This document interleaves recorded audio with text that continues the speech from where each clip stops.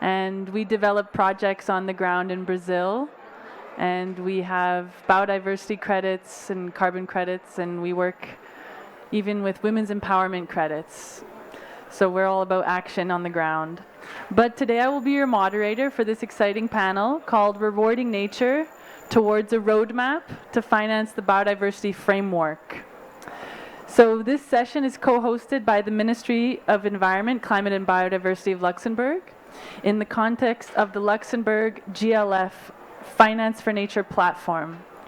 So we are very honored to work with you all and to shape really how we can finance nature.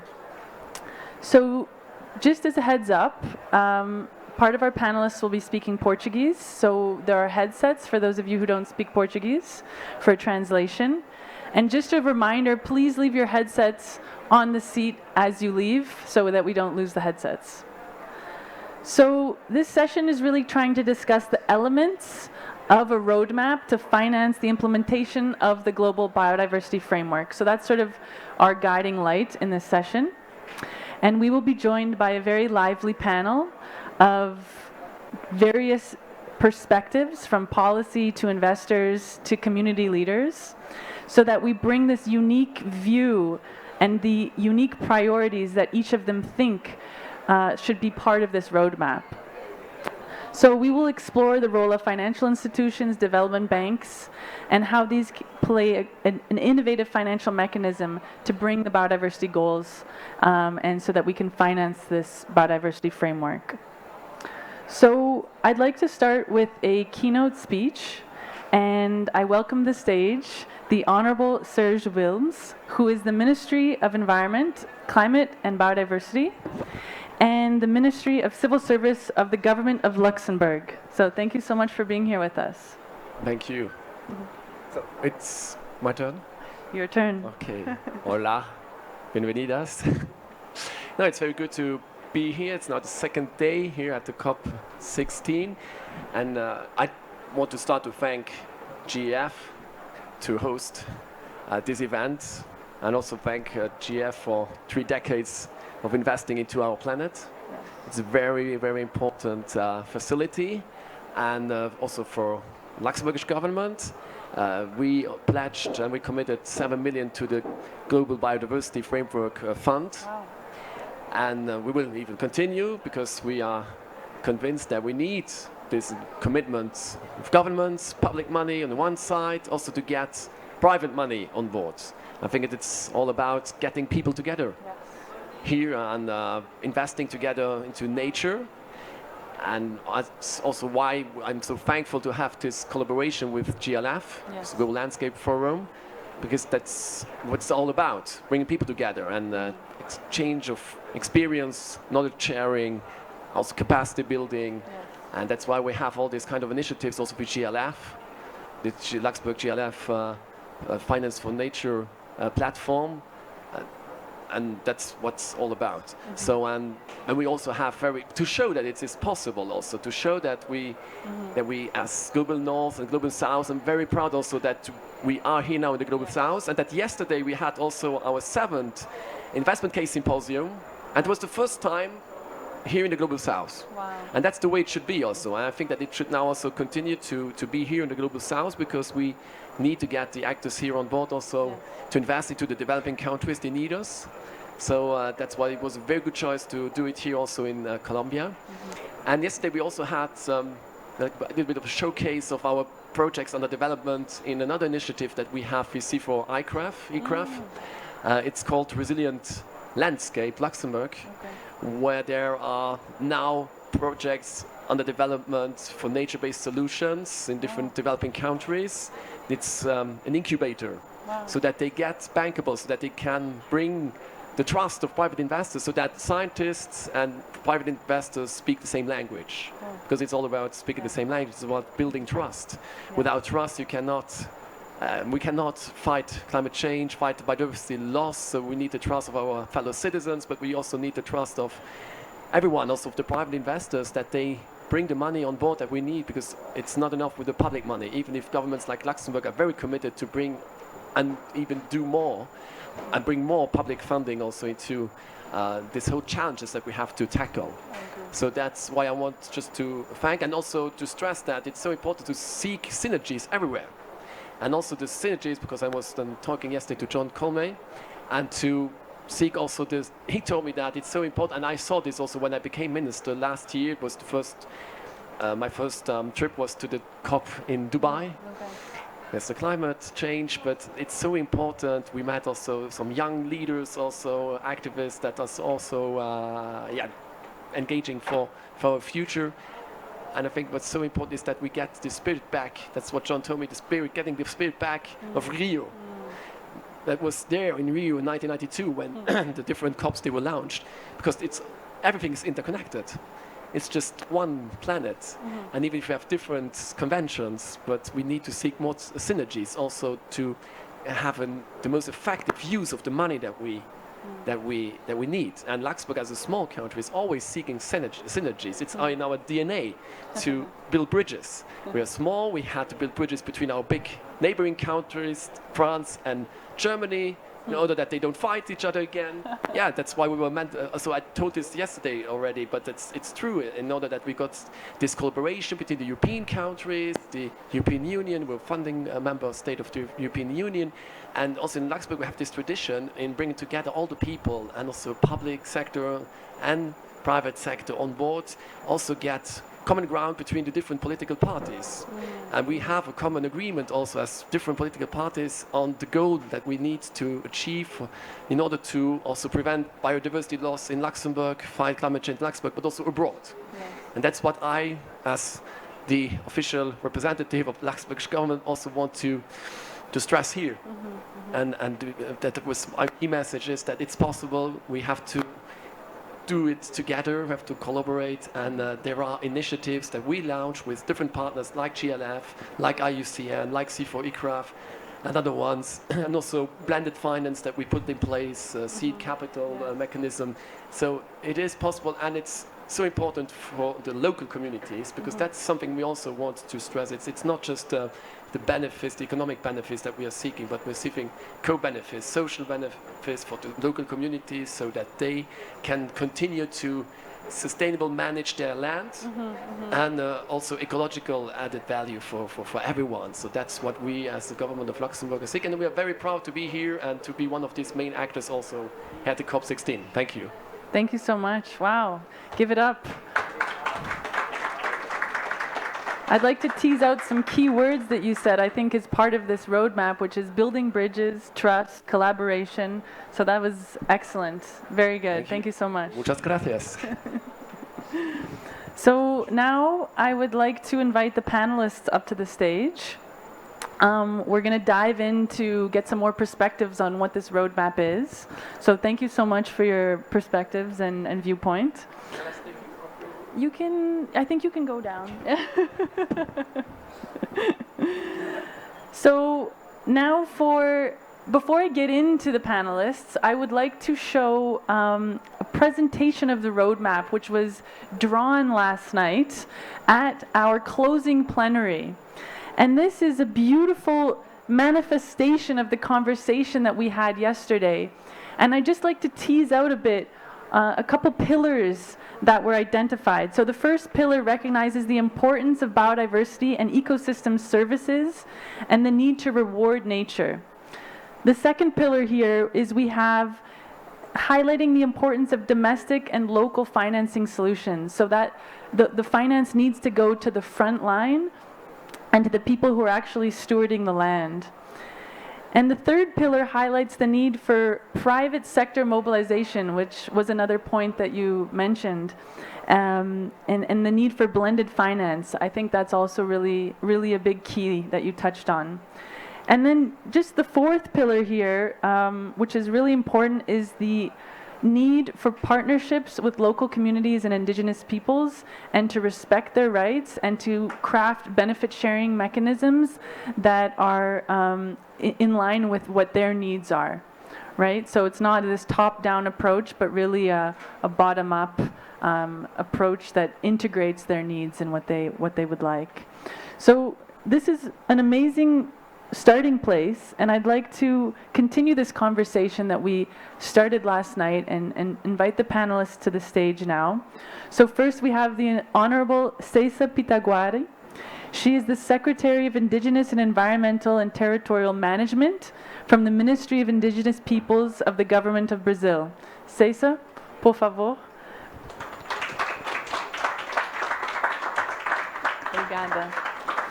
We also have Heiter de Lasta, who is a Conservation and Climate Finance Specialist from Citawi Finance for Good, which is an NGO from Brazil. Please, Heiter.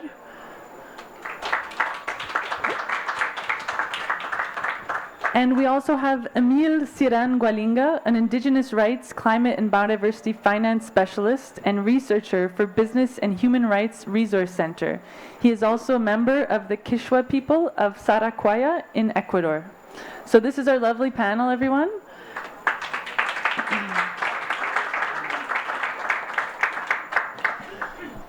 Então, Ceisa, eu vou começar com você. Eu vou falar português. E a primeira pergunta que eu quero fazer para você é como que você acha que o dinheiro e o financiamento para os povos indígenas vão chegar para as territórias? O que vocês precisam para esse financiamento chegar? E quais que são os elementos desse financiamento, os termos que vocês querem ver desse financiamento? Bom dia a todos, todas. É importante, né, primeiramente agradecer o convite desde ontem participando desse importante evento e discutir fundos de financiamento ou formas de como o dinheiro vai chegar propriamente nos territórios e principalmente no Brasil. É preciso entender a diversidade étnica que nós temos no nosso país. Nós somos um país de dimensões continentais. Nós temos 6 biomas, então não é só o bioma Amazônia, nós temos Cerrado, nós temos Mata Atlântica, Caatinga, Pampa e Pantanal, e é preciso entender que esses biomas estão interligados. Então, bioma Amazônia colapsar, também vai colapsar os outros biomas assim da mesma forma. Então, a proteção ela tem que ser vista de uma maneira integrada. Então, para que os territórios possam acessar diretamente recursos para manter esses biomas, toda essa biodiversidade que existe nos territórios indígenas, desde o começo da COP ou na COP Clima, todos são unânimes em dizer que os povos indígenas são 5% da população mundial e preservam 85% de toda a biodiversidade do planeta. Então, nós estamos falando de uma mega biodiversidade dentro dos territórios indígenas e que hoje quem protege são os próprios indígenas com suas maneiras próprias de gestar o território, com suas maneiras próprias de ver através da sua organização como se deve proteger esse território, e os povos indígenas estão dando esse recado para o mundo. Então, para que isso continue de pé, para que isso continue alimentando nós indígenas e também todo o restante do mundo, é preciso que o recurso chegue dentro dos territórios. E ele só vai chegar se esses fundos, se esses financiamentos, eles forem facilitados para que as próprias organizações indígenas, com regulamentação ou grupos autônomos dentro dos territórios, poderem acessar de uma maneira mais simples. E isso nós no Brasil estamos fazendo muito bem, que é ajudando os territórios a fazer os seus planos de gestão territorial e ambiental. Os povos indígenas escrevem ali como eles vão fazer o gerenciamento de todo aquele território a partir da sua visão de como eles estão ali secularmente daquele território. Então, o território está em pé porque os povos indígenas, na sua inteligência, mantêm. Então, isso nós estamos colocando no papel e estamos ajudando, e a nossa ideia é que consiga chegar na grande quantidade de territórios. Sabemos que é difícil, são 305 povos, nós também temos o empecilho da regulamentação fundiária dos territórios indígenas, mas a ideia é essa, partir do próprio território, os povos indígenas colocando as suas ideias e o dinheiro chegando lá na ponta para eles fazerem a gestão da maneira que estão acostumados. Às vezes, quando o dinheiro chega de uma forma burocrática, mais atrapalha a gestão, mais atrapalha a organização dos povos do que ajuda. Então, já vimos muitos exemplos no Brasil em que chegou muito dinheiro e, como não chegou a partir da ideia do que os povos tinham no papel e na cabeça, o dinheiro não serviu para nada, só fez dividir. Então, a nossa ideia é fazer a consulta livre, prévia e informada. Ouvir os povos indígenas, ouvir as diversas comunidades, ouvir os diversos territórios. E, assim, aplicar recurso que seja contínuo e que consiga fazer com que os territórios tenham sustentabilidade para os próprios indígenas, que isso é importante, não só chegar com o recurso para explorar o que tem de biodiversidade para fora, primeiramente ali para dentro do território, para a sustentabilidade do país, e assim nós podermos também chegar em diversos lugares, mas pensando sempre, não adianta termos recursos de forma burocrática se não entendermos principalmente o que os povos indígenas estão dando de recado e como eles estão gestando os territórios há muito tempo de forma autônoma. Então, a gente pensa que acessar esses fundos é importante, mas é preciso ouvir o que os indígenas estão dizendo e de como fazer gestão dos territórios. Obrigada.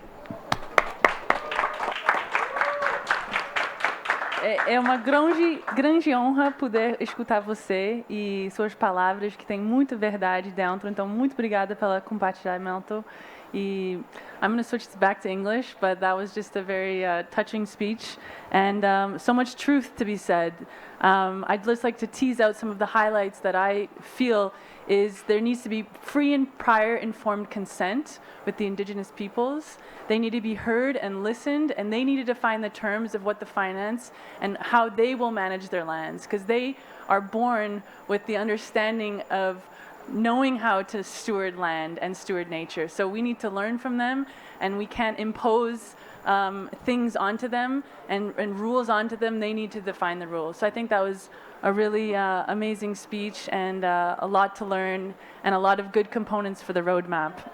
So Heitor, I'm going to go over to you now, and I'd like to get your viewpoint from your work with the youth group, and what are elements of the financing of the roadmap that you believe should be key to incorporate the vision of the youth? Yes, thank you very much. First of all, it's a super pleasure to be here, and even a great pleasure to share with Ceisa and Emil this place. So my name is Heitor. I'm Policy Co-Coordinator for the Global Youth Biodiversity Network, that is the platform of meaningful involvement of young people at the CBD, and also working with conservation and climate finance at Citauia, Brazilian NGO. So I'm navigating between policy and implementation, and this is also what keeps in my mind all the time. In one side, we are doing policy and we are trying to move forward with the discussions. Of course, we have a lot of gaps, but we are on the track. And when I come to other spaces where I discuss implementation, my main thought is always, we are still failing implementation. And there's nothing if you are doing policy, but we are not also doing implementation in the strong way that we should. And this is a perspective that we need to understand that the nature crisis is also a values crisis. And we need to understand what are the values that are guiding our decision-making process. So when we are talking about nature, we are talking about nature as this diversity perspective, as we really listen from Ceisa. So nature is not only regarding instrumental, it's not only about economics, not only about financial perspectives. It's also being much broader than this, and considering understanding the true relationship between nature and people in all its diversity. Now, we are guiding our decision-making process only through these monetary and financial approaches. And this, of course, creates us two challenges that are making our markets broken. Both our governance, our public finance or our private finance, they are broken because, one, we are not directly dialoguing with our communities, which means that even when we are pushing for a strong approach regarding FPIC process, free, informed, prior consent, we need to question ourselves how these companies or even how government itself is doing this process. Because most of it, they are only top-down approaches. They are not going to communities to free consulting, but they are only given projects that are already done, and they're trying to convince these communities that these projects needs to be implemented. So this is not a true process. And at the same time, when you come with the same mentality of the market that we need to scale up, that we need to replicate, that we need to have the same structure that we have for our traditional economy, this not fits nature. Nature have different cycles, and even communities that live in harmony with nature have different cycles about their sustainable livelihoods. So this type of approaches, this mindset of markets, do not necessarily fit when you are talking about funding nature. And the second aspect that also we are having broken financial instruments because we are still, again, not listening to communities. So we've go through all these different biodiversity markets, credits. I think this is a great example. What will be the results that are coming out of it? If you are trying to create tradable and measurable unities regarding nature, is it possible? Is it truly possible? And if you are really considering this diversity of nature, nature is unique. How are you going to start creating units that are being tradable if you're talking about unique ecosystems, ecosystems integrity, and furthermore, if you're talking about this relationship between nature and people that are embedded in traditional knowledge, are embedded in relational values, are embedded in secreted places. These are not tradable. And even further, how to develop methodologies that are able to capture all these dimensions if you want to create these financial instruments. So there's no methodology so far that we know. It will be very hard to keep this methodology, to develop these methodologies, because these measurements are not able to be achieved with the information that we have right now. So this is something that we need really to look if we are wasting our time, our efforts, and our energy to find solutions that are not putting people and nature at the center. So I think this is an open discussion for us to not necessarily think about key aspects, but also thinking the broken aspects to bring us a new discussions about how to think biodiversity finance in a transformative approach. So thank you very much for now. Thank you.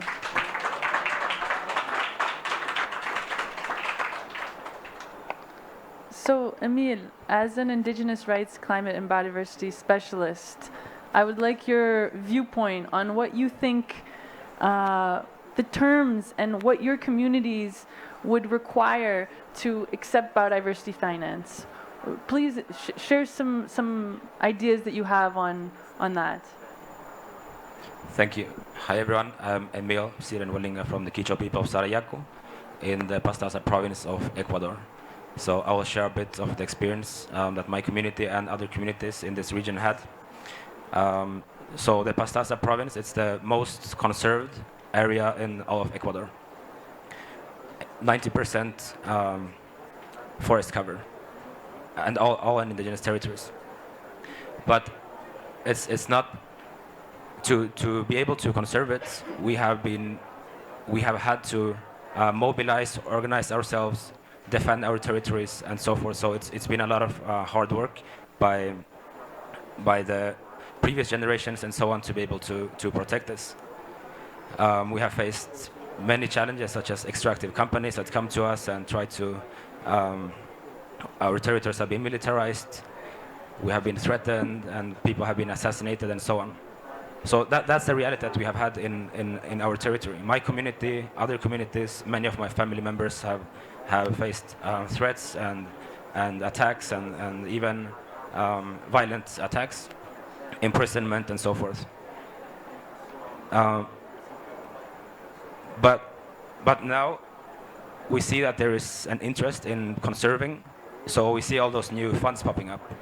We see announcements that somebody is conserving all this area, and in most of the times they never even stepped onto the territory.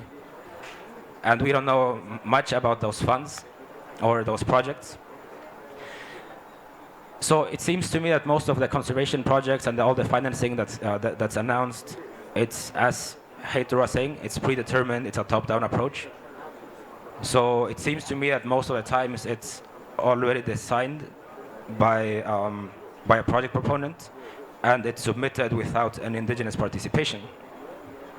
So then afterwards, they will come to the indigenous organizations and say, we have this project, we want you to get involved in it. So the option is, okay, we say no, and then there is no project, there's no financing, or we say yes, and then we only work on the terms defined by an outsider. So it's an imposition, it's a type of colonialism. So I think and that's why the finances are not reaching the ground, because it's all designed without the participation of indigenous peoples in decision making. We're not part of the governance structure of those institutions. We're not part of the governance structure of the projects and so on. We're seen more as beneficiaries rather than as partners. So I think what we need to do is shift from seeing it as just beneficiaries to partners, but also we must start with having a dialogue, which also means having sometimes difficult dialogues, because yeah, I'm sure many people wouldn't like to hear that it's a new type of colonialism, for example. But that's the truth. So we have to face those truths and to be able to change it. So I think we need to talk about the full and effective participation in decision making, as well as representation through our own governance structures of indigenous peoples. As I said, for example, I'm not speaking on behalf of indigenous peoples, but as an individual, about my experience. So we need to have this dialogue, and I think to put it in practice, the reforms of those institutions should be implemented with full and effective participation of indigenous peoples. All the funding or projects that take place on indigenous territories should have the full and effective participation of indigenous peoples from the conceptualization stage of a project, and not just after the financing has already been made or the project has already been submitted. And also I think, at least in the region where I come from, something that the indigenous peoples are asking for is for their financing for their planes de vida, which is a type of 50-year plan that they have designed, they have developed. So they set out their priorities, social, economic, environmental, and so on, as well as institutional strengthening for indigenous peoples organizations, which is a long-term support, long-term financing, not a one-year project, not a capacity building with a few workshops. Because if we have a few workshops, then we go to it, and then, yes, we didn't really benefit a lot from it. Or if there was a one-year project, two-year project, but then nothing has really changed. So I think there needs to be more long-term and flexible as well. Also, you probably heard a lot about direct access here in general. So of course, direct access is something that many indigenous peoples are requiring or asking. In the case that there is an intermediary, then I think we as indigenous people should be consulted about who this intermediary should be, and give our free, prior, and informed consent to say, we will work with this intermediary under those conditions. So then we would be setting the terms as equals, and not just the outsiders coming and setting the terms for us. Thank you.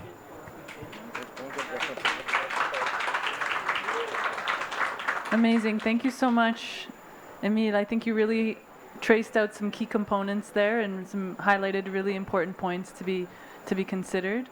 And Hector, I'd love your view again on, so you highlighted what's broken, but starting from, from how can we rebuild, looking at what's broken, understanding what's broken, how can we rebuild, and what do you think are the tools and the mechanisms that we can use, or what are the components of these methodologies that you believe will lead us to this new paradigm shift? Yes, thank you very much. I would say that the same time that we are framing the problem through this values crisis, I also truly believe that values also is the one responsible for guiding us for transformative change, which means that when we are talking from a youth movement and youth movement as a collective. Hello? Yes. A youth movement that are a collective voice for these transformative change approaches, for thinking about future generations, and of course, always with allies as indigenous peoples, local communities, and women. What we are bringing to the discussions are these different values approaches. So we are putting into decision-making process values related with care, with justice, with equity, with stewardship. And when we start putting these values under discussions for policy and implementation, how it could change, and how these true values could guide us for different approaches to guarantee that we are putting people and nature at the center of the decisions. So I think two pathways that for us is very interesting to think about is first that We do have Target 19, and Target 19 wants to mobilize $200 billion until 2030. And we need to scale up, we need to unlock new financial resources, but we also need to figure out the resources that we are already using. And now it's very important to address the drivers of biodiversity laws when we are talking about economic systems, when we are talking about financial systems. We are funding activities and sectors that are harmful to biodiversity. And now we already have numbers that have $5.5 trillion per year that are going for harmful investments from private sectors, and 1.5 if we're going for public harmful investment. So 7 trillions per year we are putting money for activities that are being harmed to biodiversity. And of course, if they are harmed to biodiversity, they are also leading social inequalities, they are leading socio-ecological conflicts. So figuring out how can we make this change and guarantee that we are creating tools, we are creating guidance, we are creating guidelines to access these impacts is important. And we are advancing a lot on this, but we need to start thinking also how we are using these results. Now we have been developing instruments that are creating voluntary guidelines on these approaches. So we are providing private sector and governments to understand their impacts on nature, but we are not doing nothing with these results. These results are not being disclosed, and they are not requested to be disclosed.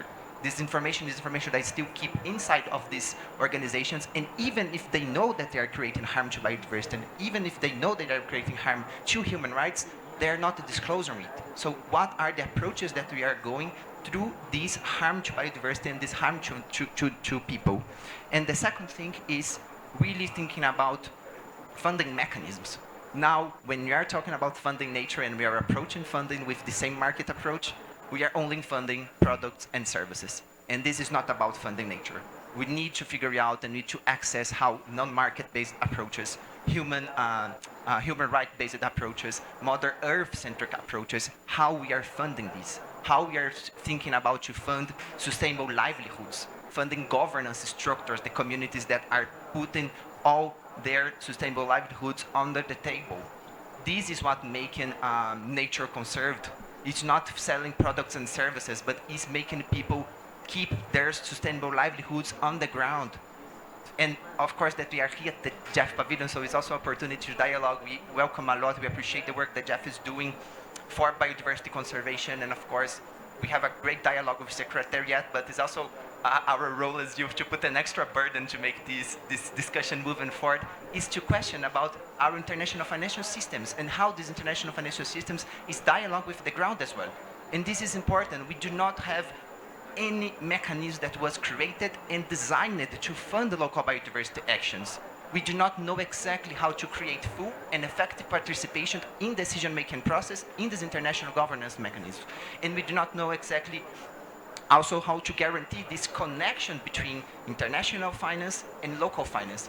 We have 100 of intermediary agencies, executive agencies that do not have capacity to dialogue with these local communities. So capacity for funding nature on grassroots is important. Do not approach only grassroots movements to ask what capacities we do need. We do need capacity. We need to improve bureaucratic aspects. We need to have formal legislation. Yes, we know, and we appreciate your efforts to support us. But we are also telling you, you need capacity for yourselves. We need to create capacity for institutions, for international organizations, because for now, you still do not know how to create a dialogue with grassroots. And this is truly important. So if we still have this gap, that's why we are here on our negotiation process. We need a new fund, and we are pushing the same flag, but we need a new fund to fund grassroots. That's our main approach. Otherwise, we do not think that we are really going to a transformative change on finance. So thank you very much. Thank you so much. I'm going to do another question for Ceisa. Eu quero sua opinião em como melhorar os mecanismos de financiamento e a sua visão da bioeconomia nisso tudo.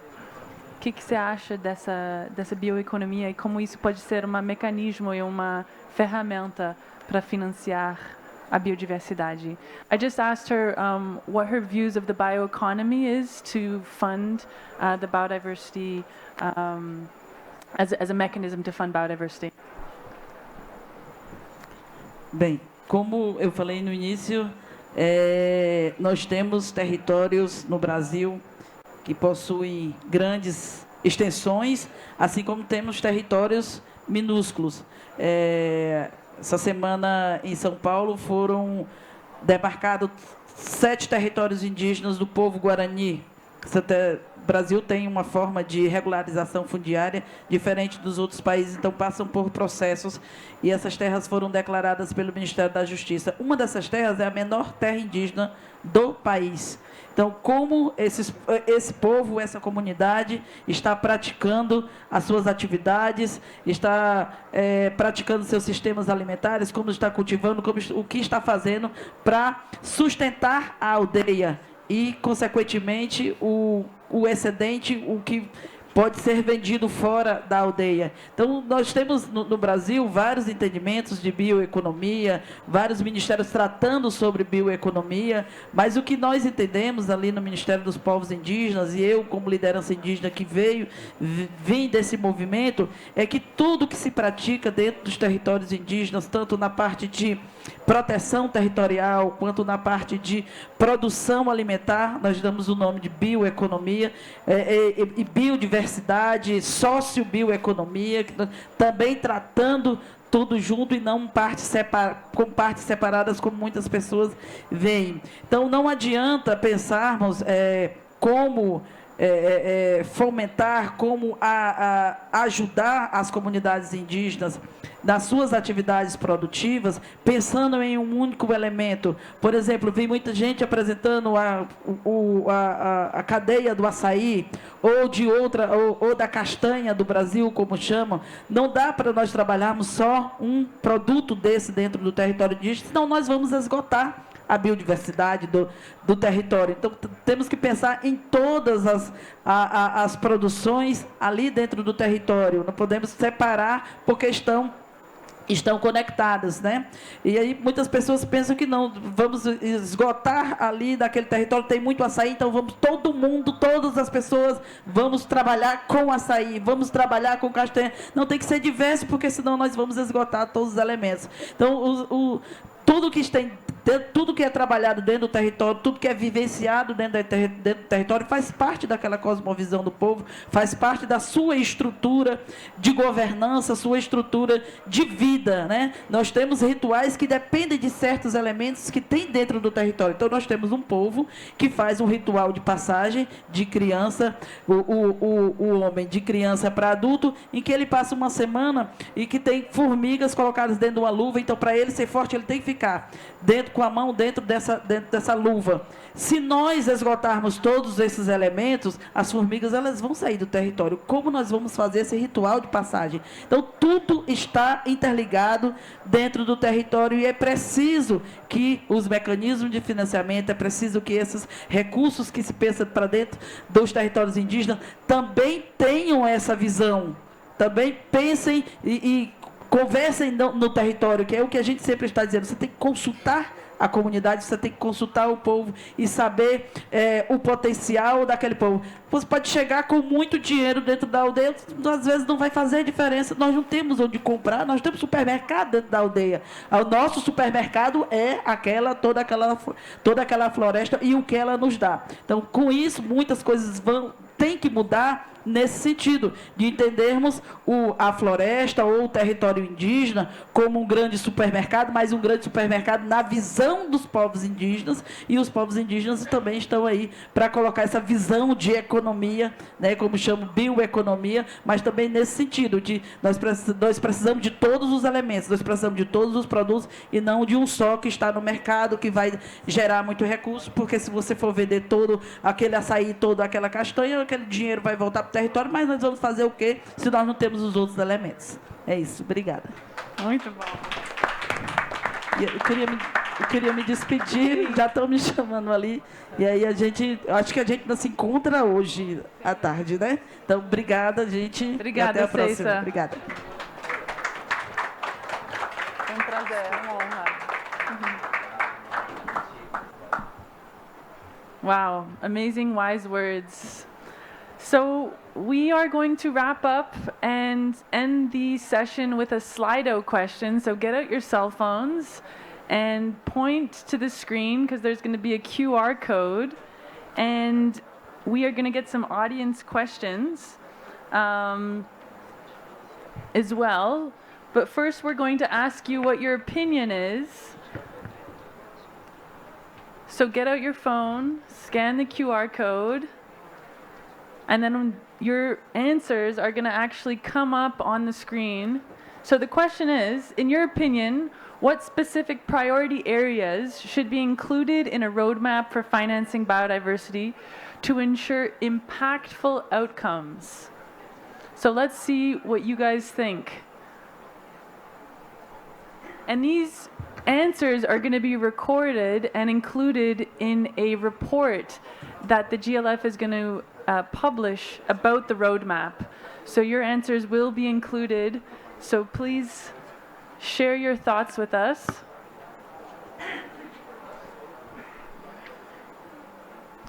And soon they're actually going to get popping up here on the screen, and I will be able to read out some.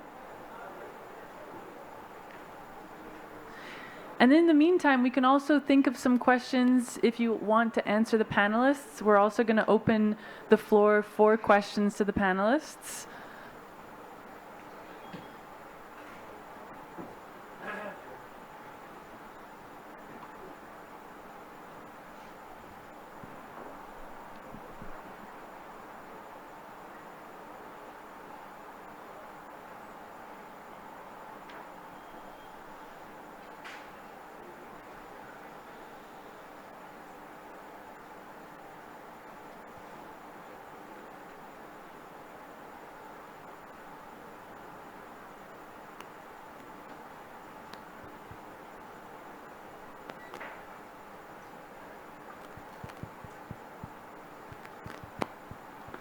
Okay, do we have any answers coming up?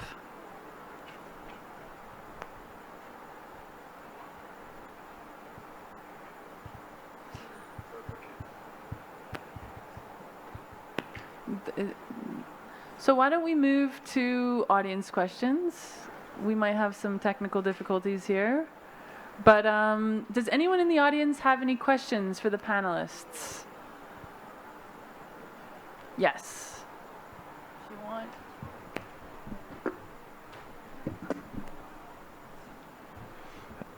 Hello, and thank you for a great session. We've been talking a lot about things that have to happen on the banking side.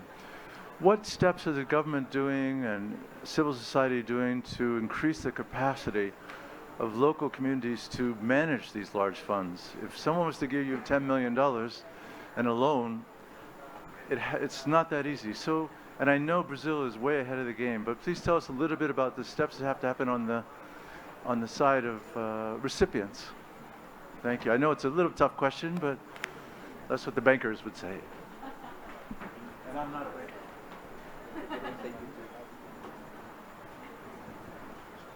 Hannah?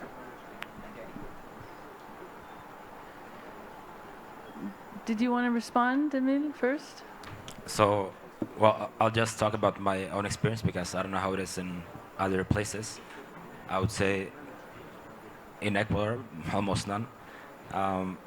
But I was commenting that the few workshops, kind of capacity building format that's common doesn't really benefit us.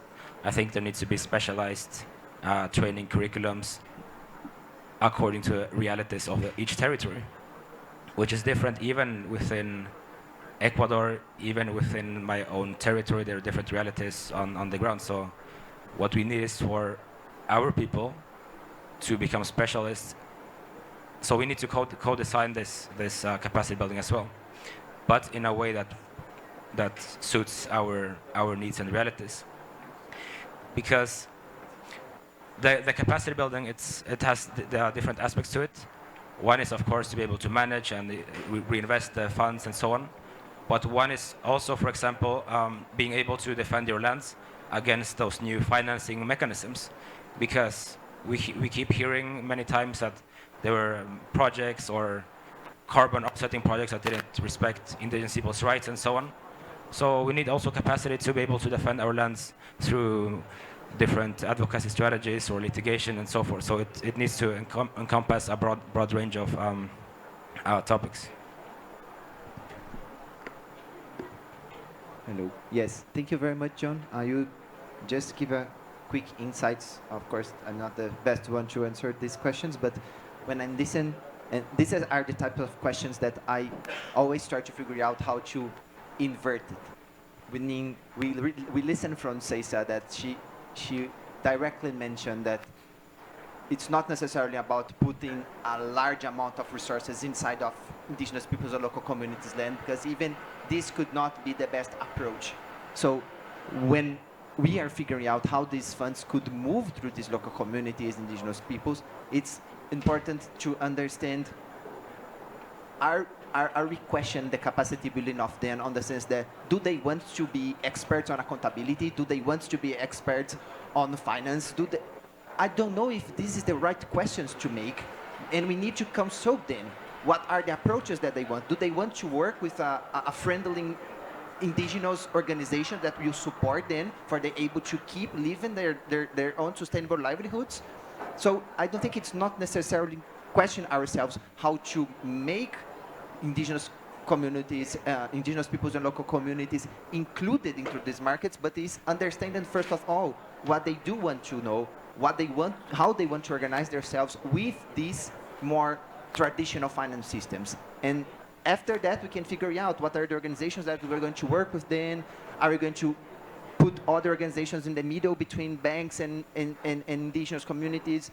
Are we not going to do this? And this can be different from each of them. So I think this is the complexity of the question, that we need to understand how they want to be involved, and if they really want to also be involved in the process, that I want to be an expert on finance to be able to manage my own financial resources. So this is the type of approach that for me is important to figure out. The question to the other side, how banks and how markets are still open to receive capacity building, to think different about how they are going to move funds for these grassroots levels. So I probably not answer, but for me it's important this backup question to figure out the other side. Very nice. So we have some Slido answers from everyone, and I'm just going to read out a few, and then we're probably going to close the session here. But thank you for your amazing answers. You guys are a smart bunch. So we have ecosystem services valuation with indigenous and community voice. That's a very good one. Sustainable management of biodiversity versus conservation. Radical transformative change. Capitalism is not working for people or the planet. We need participatory processes and governance. I think that's been really said, and all the panelists have commented on that it needs to be bottom up rather than top down. Yeah, if we just keep scrolling here. Capacity building. We need to have job opportunities for local communities. I think that's a good one. New financial instruments. We've been talking about that, how we really need to rethink the way that money is flowing. Multi-stakeholder governance on the ground. I love that. Financing professionals to integrate top-down with bottom-up. Socio-biodiversity, understanding the roles of indigenous peoples not as producers but as stewards. I think stewardship is a really good word that needs to be used more and understood. Family farming, agriculture transformation, I agree. Bridging the gap with private sector remains a vexing issue. There could be some easy wins with better connections. Okay. So, lots of good answers, and these will all be captured in a report that the GLF is putting together on the roadmap. So thank you so much for your answers, and thank you so much for a lovely panel. Oh, sorry, Emil. Yes, please. I would just like to add a reflection. I saw some concepts or words here. I want to address the issue of the private sector or scalability, ecosystem services, and so on. Because Cesar was mentioning about the acai value chain, there's often this push to create the Amazon bioeconomy, for example. So we will create profitable businesses and we'll export it to the other parts of the world. my experience in Ecuador is that there's many different realities in the indigenous territories. So there's a few indigenous territories in which they are engaged in those types of activities. They export chocolates to Europe, and their priority is to not just be producer of the raw material, but to participate at the participate in the value chain, more value added. But also there's other territories, such as my own territory, that do not wish to engage in those markets. And so my community said, okay, we're not going to export any agricultural product to the outside, because that will lead to more exploitation in our lands. So the most conserved areas are often very remote. So I think it would be a big risk if we try to convert those into the bioeconomy value chains. Also, it's not really culturally adequate for my community, and because if we just try to become profitable and just work on businesses, I mean, then we would lose our own cultural ways of life in our community, which is not really based on trying to maximize the profit or to be more profitable than your neighbor. Rather, we would share with our neighbor and not try to be more profitable with them. So also, I think there's a risk also with this concept of nature markets and ecosystem services and so on, because we will let the profitability or what's considered to be an ecosystem service to determine where the conservation actions are going to be. So the market will prioritize, but maybe the market doesn't select where it's most needed. As I said, in my community, we don't really, it's going to be difficult to find a profitable investment. So we can't leave it to the market to decide that there has to be no financing. So I think the role of the state and the role of reforming subsidies towards those conservation projects, not just market-based approaches, I think we really need to prioritize this as part of the roadmap and as part of international policy and so on. Thank you so much.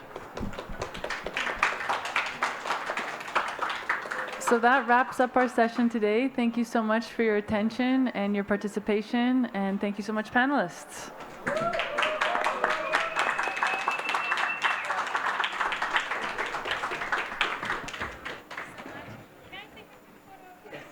Yes.